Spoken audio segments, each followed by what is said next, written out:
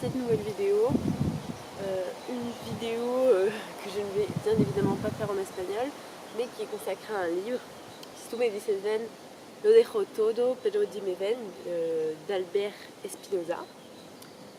Donc j'ai fait l'effort de lire en espagnol. Je dirais pas que j'ai tout compris, mais c'est mon premier livre en espagnol. Donc je tenais à partager avec vous. J'ai pris un best-seller sans me rendre compte.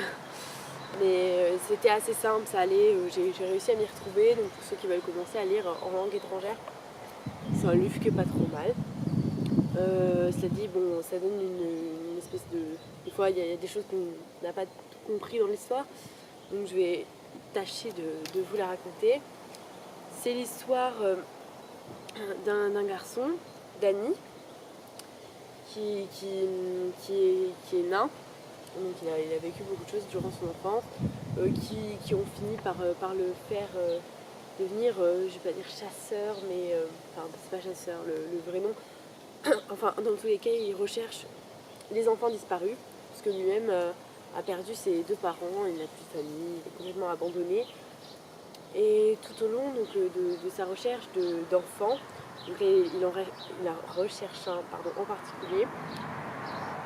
Il est amené à aller en Italie, à passer par l'île de Capri. Et donc là, on a un voyage en parallèle, donc le voyage du Danny adulte qui s'est fait larguer par sa copine, qui a abandonné tout le monde. Et le voyage aussi, le même voyage du Danny enfant, qui raconte sa rencontre avec les deux grands hommes de sa vie,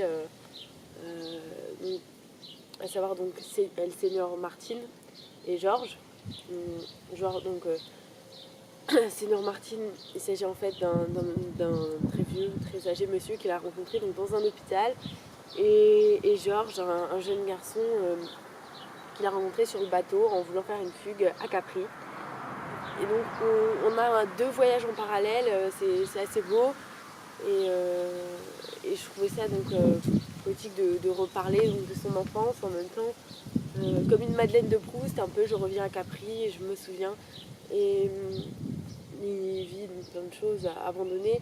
On voit l'importance donc de ces deux personnages, donc Georges et Seigneur Martin, dans sa vie, qui lui ont permis de se battre et de continuer, donc de réussir.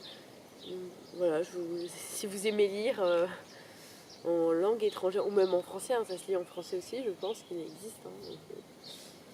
Donc un livre sympathique, l'histoire, j'ai eu du mal à accrocher parce que bien sûr c'est pas ma langue habituelle.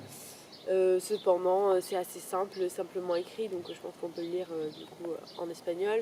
Après en français je ne l'ai pas lu, mais peut-être que je découvrirai d'autres détails de l'histoire que je n'ai pas compris.